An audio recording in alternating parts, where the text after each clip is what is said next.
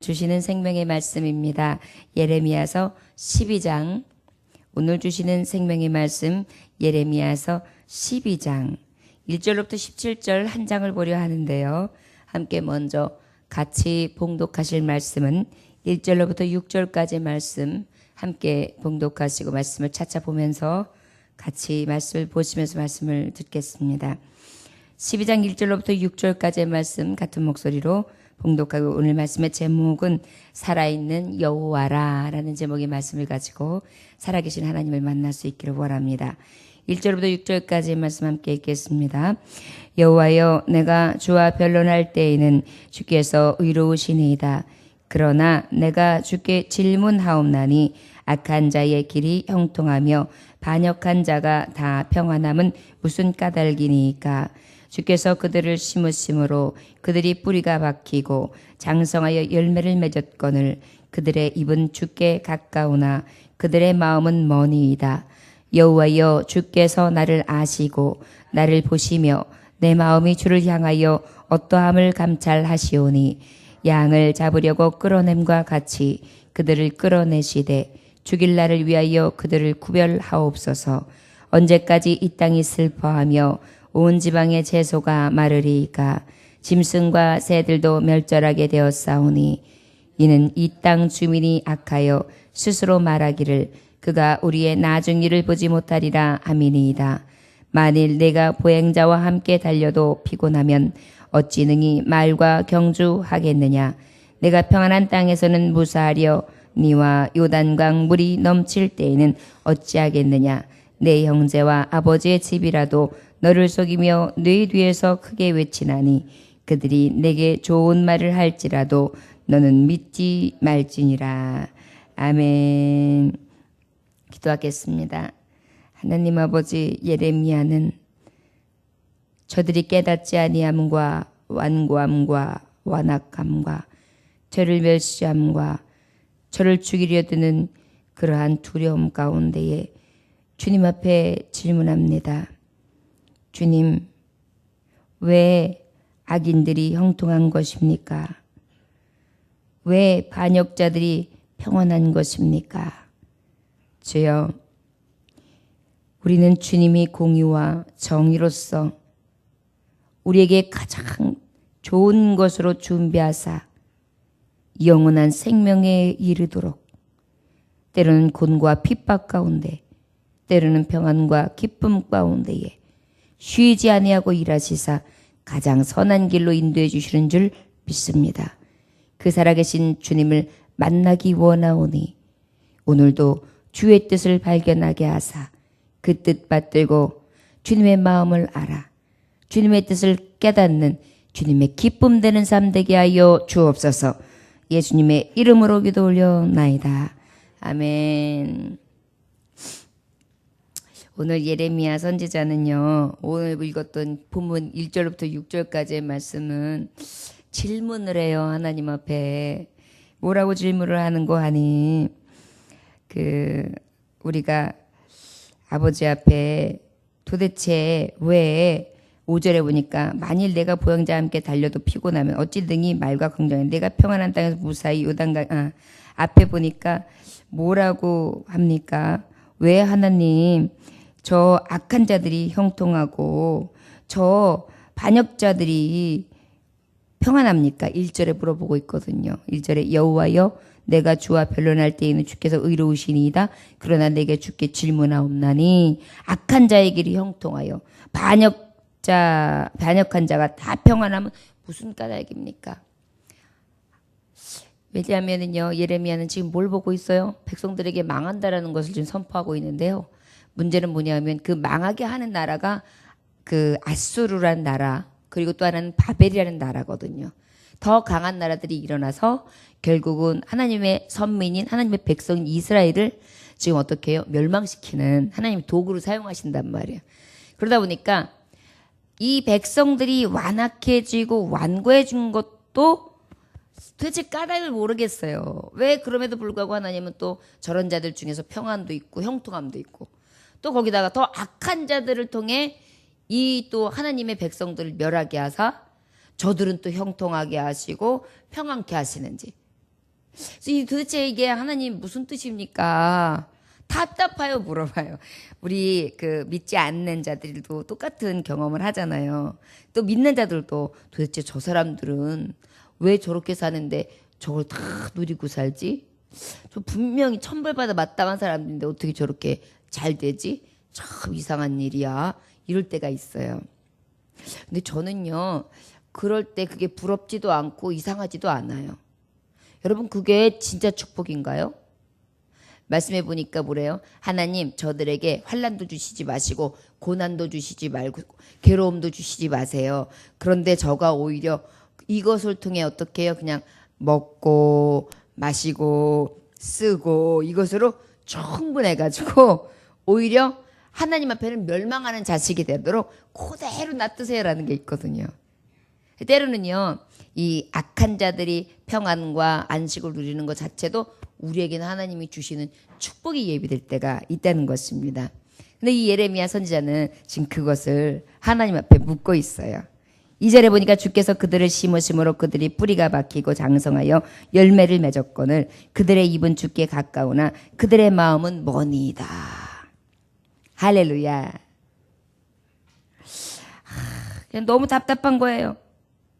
주께서 그들을 심으시면 그들의 뿌리가 박히고 장성하여 열매를 맺기는 하는데 입은 주께 가까운데 마음은 멉니다. 하나님의 백성들이요, 지금요 너무나 완악합니다. 말로는 주여 주여 하는데 마음은요 하나님에서 멀어져 있습니다. 여호와 주께서 나를 아시고 나를 보시며 내 마음의 주를 향하여 어떠함을 감찰하시오니 양을 잡으려고 끌려낸 것 같이 그들을 끌어내시되 죽일 날을 위하여 그들을 구별하옵소서. 너무 안타까운 거예요. 구별해 주세요, 주님. 언제까지 이 땅에 슬퍼하며 온 지방의 채소가 마르리이까 짐승과 새들도 멸절하게 되었사오니 이는 이 땅 주민이 약하여 스스로 말하기를 그가 우리의 나중일을 보지 못하리라 합니다. 이제는 희망도 없고 소망도 없다 합니다. 만일 내가 보행자와 함께 달려도 피곤하며 어찌 능히 말과 경주하겠느냐. 내가 평안한 땅에서는 무사하려니와 요단 강물이 넘칠 때 어찌겠느냐. 하나님이 말씀하시는 거예요. 예레미야의 질문과 예레미야가 이 백성을 보면서 느낀 것을 말씀하니까 하나님 말씀하세요. 만일 내가 보행자 걸어다니는 자와 함께 달려도 피곤하면 어찌 능히 말과 경주하겠느냐. 내가 평안한 땅에서 무사하려니와 요단 강물이 넘칠 때는 어찌겠느냐. 여러분, 이거 무슨 말씀이냐면요, 우리가 작은 고난을 이겨내지 못하면 큰 고난을 어찌 이길 거냐. 너희가 이 작은 일들에 넘어진다면 큰 일을 만났을 때 어떻게 할 거냐. 우리는 하나님의 정말 모든 세계 가운데 살아갑니다. 환난이나 고난이 때로는 우리에게 유익하기도 합니다.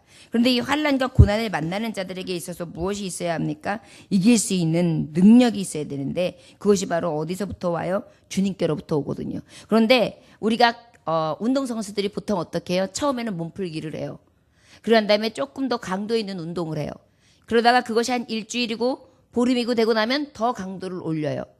그런 다음에 스파트도 조금 더. 그래가지고 어떻게 해요? 체력 보강 훈련을 시킨단 말이에요. 그리고 난 다음에 이제 경주하는 시간을 이제 경기를 시간을 줘요. 그러면 경기 시간에 풀 코스로 뛰기까지는 조금씩 파트로 나눠서 이번에는 15분, 20분, 30분. 그 다음에 나중에는 완주해서 사실은 한 1시간 정도의 풀타임으로다가 뛰기도 하고. 그래가지고 어떻게 해요? 모든 것을 다 견딜 수 있는 능력을 만들어서 경주하게 하잖아요. 그래야 승리하잖아요. 바로 예레미야야. 너희에게서 이 작은 고난들, 이 백성들에게 이 작은 고난은 오히려 어떻게 큰 고난에도 이길 만한. 근데 여러분, 우리의 가장 큰 고난이 뭘까요? 사실은 사망인 것 같아요. 우리가 이 땅에서요, 환난이나 곤고나 핍박이요, 우리의 육신이 죽는 사망만 합니까? 우리가 하나님이 늙어서 죽게 하신 것도 다 이유가 있는 것 같아요. 많은 고난과 연단과 고통과 고초와 아픔과 쓰라림을 다 경험하잖아요. 그리고 어때요? 인생에 있어서 달가네요. 별게 없구나. 한번 왔다가 가는 거구나. 인생에 있어서 생로병사는 따라오는 거구나. 슬픔은 늘 있는 거구나.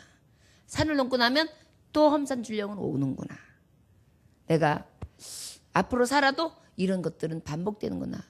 그런데 거기다가 하나님 소망이 있어요. 아, 완전한 나라에 들어가서 내가 이 아픔과 고통 없이 소망의 나라에서 아버지가 함께 온전한 삶을 산다면 난 그것으로 만족하다. 이 소망이 있으니까 어때요? 아버지의 나라를 더 소망하면서 평안한 사망에 이르는 죽음. 그래서요, 이런 죽음이, 이런 고난이나 역경이 없는 사람한테 죽음은 되게 무서운 거예요. 여러분, 부자들은요, 죽을까봐 걱정하는 거예요. 불로장생을 꿈꿨던 그 왕도, 중국의 왕도 왜 그랬어요? 태평생들을 누리고 잘 먹고 호리호식하고 나라가 확 하니까 왕권은 든든하고 그러니까 어때요? 죽기가 싫은 거예요. 죽는 게 무서운 거예요. 그러니까 불로장생하는 것을 구해와라 그랬던 거잖아요. 여러분, 그런 거예요. 인생에 있어서 우리가 모진 풍파를 겪으면 겪을수록 소망은 더 강해지거든요. 그래서 우리는 어때요? 너희들이 고난 중에 살아계신 하나님을 만나게 되고 이 고난으로 인하여 자꾸 훈련되어지는 과정 가운데에 환난을 통해 하나님의 나라를 더 소망하게 돼요. 사망을 이기는 자가 된다. 여러분, 우리가 말씀을 볼 때에 하나님이 가장 깊은 것을 봐야죠. 그냥 이렇게 봤을 때 아유 고난 받아가지고 맨날 힘들게 사는 거 이게 믿음 생애를 난 이런 거 하기 싫어. 이런 거부감이 생긴다니까요. 그런데 가만히 보면 우리에게 공통점인데 우리는 하나님은요 인생에 있어서 가장 취약점을 아세요. 약한 점을. 그 약한 것을 딱 끄집어내서 우리를 훈련시키고 단련시켜서 어떻게 해요? 가장 강한 자 되게 하시는 거예요. 내 형제와 아버지의 집이라도 너를 속이며 내 뒤에서 크게 외치나니 그들이 내게 좋은 말을 할지라도 너는 믿지 말지니라.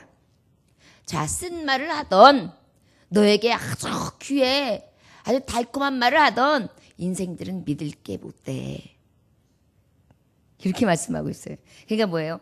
그들이 너에게 무슨 말을 하던 너에게 악한 말을 하던 완악하게 하면서 마음이 딱 보이는데 말로는 청산유수인데 진짜 신앙이 없던 그들은 믿지도 말고 그들이 하는 말에 네가 움직이면서 괴로워하지도 마.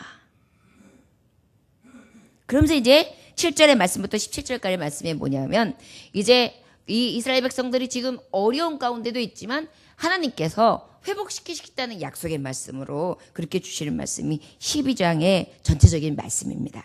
우리 7절로부터 먼저 13절까지 함께 읽겠습니다. 시작.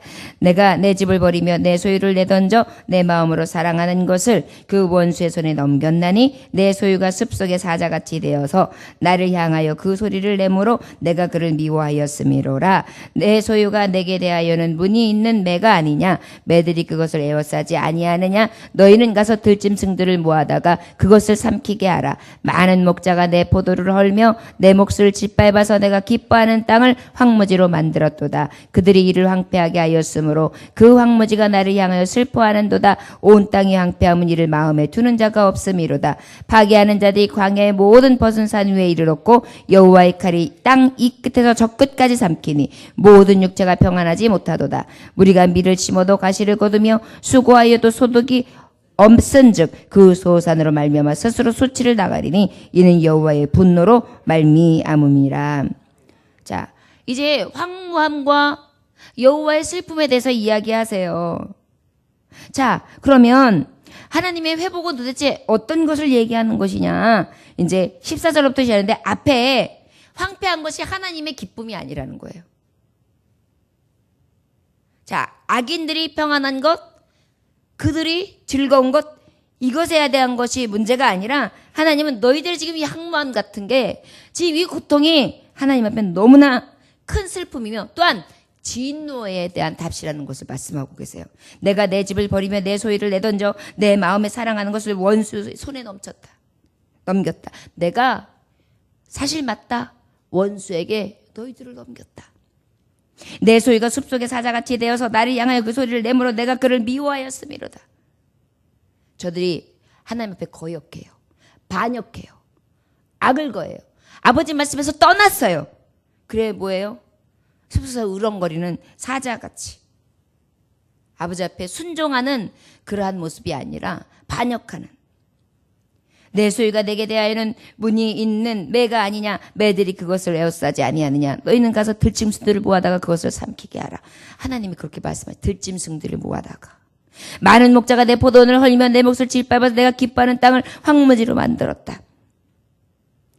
많은 목자들이 누굴까요? 이제 그 이방 땅의 많은 나라들 그리고 이웃 속국들을 통해서 계속해서 저들이 지금 거역하고 있는 거 완악한 거 하나님 앞에 돌이켜서 오히려 하나님을 따르지 않냐는 하나님 백성다운 삶을 살지 아니하므로 그때마다 하나님은 알게 하셨단 말이에요.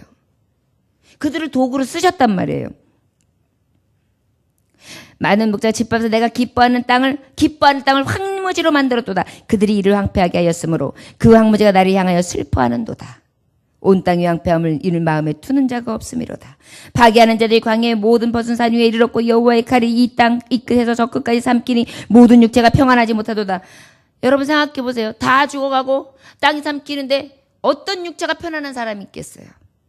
무리가 밀을 심어도 가시를 거두며 수고하여도 소득이 없은즉 그 소산으로 말미암아 스스로 수치를 당하리니 이는 여호와의 분노로 말미암음이라. 이 결과는 너희들이 한 것만큼 내가 보응해 준 결과다. 이렇게 말씀해 주시고 계세요. 자, 그런데 생각해 보십시오. 만드신 이가 누구세요? 그런데 지금 멸할 자를 붙이셔서 멸하라고 하신 이가 누구세요? 그 황폐해지는 것을 바라보고 계신 이가 누구세요? 어느 날 아이들이 정성스럽게 이렇게 아이들하고 공작을 했어요. 그래서 집을 예쁘게 만들고 성을 예쁘게 쌓는데 심술을 아이가 하나가 부리고 신경질을 내기 시작하니까 또 옆에 애가 시비를 붙으더니 아니 형제들끼리 막 다투는 거예요. 그러더니 뭐 이렇게 해라 저렇게 해라 하더니만 서로 신경질을 내고 그 재료를 갖다가 서로 자르고 부시고 이런단 말이에요. 그러니까 어때요? 엄마가 같이 이렇게 보다가 못해가지고 됐어! 이렇게 싸우려면 이런 짓 하지 마! 그러면서 어떻게 해요? 그냥 만들어놓은 그 공작품을 갖다가 다 뭉개요. 싹 부셔요. 됐지? 얘 싸우지 않으면 되겠지? 애들은 막 울어요. 신들게 여기까지 만들었는데 엄마가 부셨다고. 엄마의 부신 이유는 뭐예요? 같이 만들었어요. 엄마가 재료를 사줬어요. 재밌게 즐겁게 만들라고 자녀들은 만들고 있었어요. 그러면 정말 감사한 마음으로 기쁜 마음으로 누리면 얼마나 좋겠어요. 근데 저들은 어때요? 심술을 내고 욕심을 부리고 시비를 붙고 서로 다투고 있는 거예요. 그 부모 마음은 어때요? 내가 이거 내가 준 게 이게 잘 화근이다 이거. 내가 이거 사줘가지고 만들라고 한 게 하세요. 그러려면 하지 마. 그러면 어때요? 부신 거라고요. 바로 그런 거예요. 하나님은 기뻐하고 즐거워하고 감사하고 진정한 온전한 삶을 살기를 원하세요. 그래서 다 제공해 주신 거예요. 근데 우리는 어때요? 왜 이렇게 하나님 주신 세계에서 싸우고 헐뜯고 비방하고 획책하고 그저 게임에 빠져가지고 악한 짓, 음란과 그저 사리사욕에 빼앗아가지고 자꾸 딴 마음을 먹고 다툼이 일어나는 거예요. 악이 일어나는 거예요. 하나님은 그러니까 어때요? 내가 부셔뜨렸다. 내가 허락한 이 땅, 내가 기뻐하던 이 땅을 내가 부셔버렸다. 이렇게 말씀하고 계시는 거예요. 그래서 14절부터 17절까지의 말씀입니다. 함께 보겠습니다. 내가 내 백성 이스라엘에게 기업으로 준 소유에 손을 대는 나의 모든 악한 이웃에 대하여 여호와께서 이와 같이 말씀하시니라. 보라, 내가 그들을 그 땅에서 뽑아버리겠고 유다 집을 그들 가운데서 뽑아내리라. 내가 그들을 뽑아낸 후에 내가 돌이켜 그들을 불쌍히 여겨서 각 사람을 그들의 기업으로 각 사람을 그 땅으로 다시 인도하리니 그들이 내 백성의 도를 부지런히 배우며 살아있는 여호와라는 이름으로 맹세하기를 자기들이 내 백성을 가르쳐 바알로 맹세하게 한 것 같이 하면 그들이 내 백성 가운데 세움을 입으려니와 그들이 순종하지 아니하면 내가 반드시 그 나라를 뽑으리라. 뽑아 멸하리라. 여호와의 말씀이니라. 하나님은요 그러시면서 또 지금 무슨 말씀을 하냐면 그래 예레미야야, 악인이 번성하며 형통하고 평안한 것이 어찌 내 기쁨이 되겠느냐. 그러나 그 이유를 들려줄까? 그 이유는 바로 너희들이 그럼에도 불구하고 내가 준 그 땅에서 악을 행하였다. 거역하였다. 패역하였다. 그래서 결국은 내가 많은 이웃들을 동원해서 그것을 황폐케 하게 된 것이다. 내 뜻을 알겠느냐? 저들이 평안과 저들이 정말 잘됨을 즐거워서 하는 것이 아니라 오히려 내 백성을 바로 세우기 위한 것이다. 내가 내 백성 이스라엘에게 기업을 준 소유의 손을 대는 나의 모든 악한 이웃에 대하여 여호와께서 이와 같이 말씀하시니라. 보라, 내가 그들을 그 땅에서 뽑아버리겠고 유다 집을 그들 가운데서 뽑아내리라. 내가 그들을 뽑아낸 후에 내가 돌이켜 그들을 불쌍히 여겨서 각 사람을 그들의 기업으로 각 사람을 그 땅으로 다시 인도하리니. 여러분, 바벨에 의해서 유다는 완전히 망해요. 그런데 또 이 파사는요, 메대 파사에 의해서 또 다시 망해요. 큰 나라들이요, 강한 나라들이 하나님이 방망이로 쓰시는데 그 방망이들이 또 오래 가지 못해요. 다시 또 망해요. 그래서 결국은 이 파사 왕 고레스에 어떻게 하니까 이제 선지자들과 이 백성들을 다시 어떻게 해요? 포로로 있던 이 백성들을 보내면서 여호와 하나님께서 두렵게 내게 말씀하셨다. 너희 백성을 너희의 땅으로 보내서 너희 예루살렘 성을 다시 회복시키라고. 나는 그 두려우신 여호와 하나님, 살아계신 여호와 하나님의 살아계심을 맹세하노니 너희들은 가서 그 땅에 가도 좋다. 그리고 다시 회복시켜라. 그리고 그 회복하는 데에 필요한 것들은 내가 지원하고 그 땅에 있는 백성들에게도 얼마든지 지원해내라고 그렇게 하겠다. 그래서 결국은 저들이 어떻게 해요? 회복되어지는 은혜가 있거든요. 그러니까 하나님은요, 지금 이제 예레미야서는 멸망하기도 훨씬 전에 이 말씀을 주셨어요. 그리고 이 멸망의 즈음에 많은 일들이 있으면서 이들의 완악함과 그것을 미리 보면서 지금 선포하는 때예요. 그런데 이제 이 일이 일어나고 난 다음에 이 황무함을 보면 예레미야는 너무너무 속상하고 너무 아픈 거예요. 백성들이 망하니까요. 그래서 하나님 앞에 가는 거니까 하나님이 뭐예요? 그 이후에 황무케 하고 황폐한 이 땅을 통해서 또 하나님이 어떻게 회복하실 것에 대해서 또 이 예레미야에게 말씀해 주시는 거예요. 희망과 소망이 있다는 거죠. 어떤 자에게 희망과 소망이 있습니까? 하나님을 의지하고 의리하는 자에게는 희망과 소망이 있습니다. 16절에 보니까 그들이 내 백성의 도를 부지런히 배우며 살아있는 여호와라는 내 이름으로 맹세하기를 자기들이 내 백성을 가르쳐 바알로 맹세하게 한 것 같이 하면 그들이 내 백성 가운데 세움을 입으려니와. 저들이 얼마나 엉뚱했던 거예요. 바알의 산당을 성읍수만큼 세워놓고 하나님 앞에 그렇게 은혜를 입고도 은혜는 저버리고,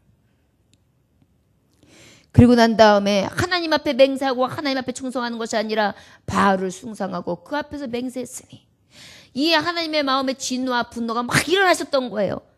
그런데도 하나님 또 말씀하시고 다시 나한테 돌아와서 나에게 바알에게 했던 그 정성만큼 또 와서 나한테 다시 맹세하고 내 백성으로 살겠다고 하면 나는 성 가운데에 너희들을 세울 거다.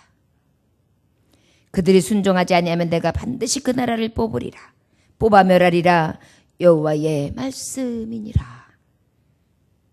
이스라엘이요. 그래서 이 시대를 보면은 반복이 돼요. 빼앗김과 회복, 빼앗김과 회복. 그런데 이스라엘 백성, 이 성경을 통하여 이스라엘 백성이 왜 모델이 됩니까? 우리가 그렇게 살아요. 불순종, 순종. 그 다음에 하나님 앞에 범죄, 돌아오면 살고, 아버지 앞에서 떠나면 죽고. 그런데도 깨닫지 못해요. 돌아오면 하나님이 사랑하세요. 기억하지 않으세요. 사람은 돌아와도 손가락질해요. 하나님은 완전히 사랑하세요. 네가 마음만 다시 세우면 돼. 나는 너를 버리지 않았어. 떠나지 않았어. 너를 절대로 사랑해. 이것이 하나님 주시는 속마음이에요. 저 여러분, 세상을 보면서 우리는 그저 작은 잣대로 예레미야처럼 봐요. 왜 황무해야 합니까, 하나님? 왜 저들을 통해서 이 땅이 이래져야 합니까? 왜 또 이들은 이렇게 완악합니까? 그리고 왜 제가 봤을 때에 정말 저 악한 자들이 형통하고 저렇게 잘 됩니까?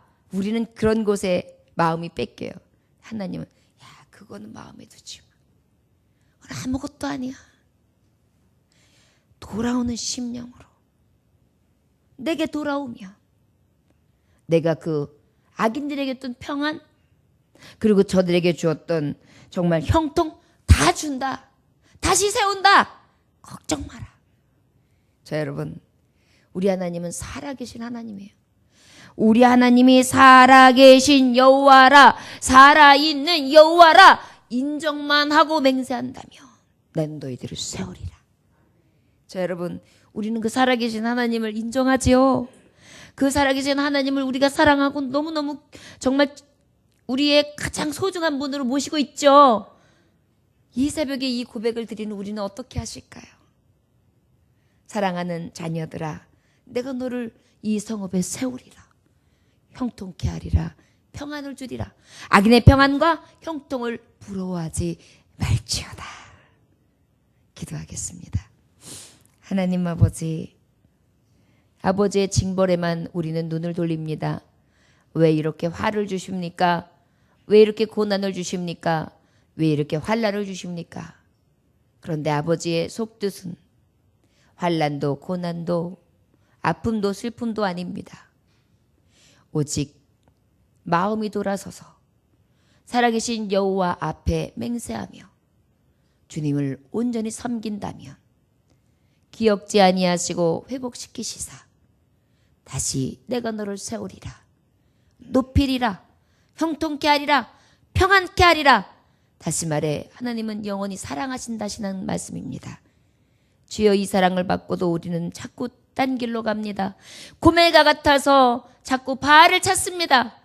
아버지여, 우리의 완악하고 완고한 심령, 죄악 가운데에 주님 앞에 서지 못한 이 죄인된 심령들을 바로잡아 주옵시고, 아버지여, 첫 시간으로 하나님 앞에 드려지는 이 첫 주간의 첫날이 이제 아버지여 이 일주일이 온전히 하나님 살아계심을 온전히 인정하는 일주일이 되게 하여 주옵시고, 어떠한 바알도 우리에게 만들지 아니하는 축복의 삶을 살아갈 수 있게 하여 주시옵소서.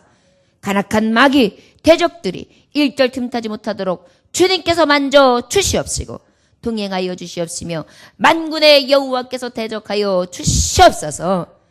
하나님께서 함께해 주심에 감사드리며 살아계신 여호와 예수 그리스도의 이름 받들어 기도 올려나이다.